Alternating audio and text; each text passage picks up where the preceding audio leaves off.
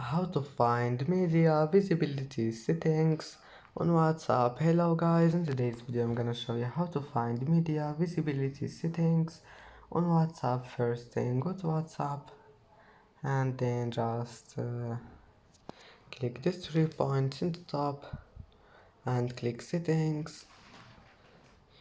Here you will find account and not accounts, this one here, chats, and then just click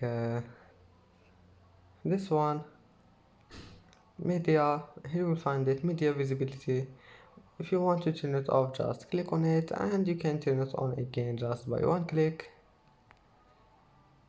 And that's it for today's video. If you like this video, don't forget like and subscribe, and thank you for watching this video until the end. And now see you in the next video.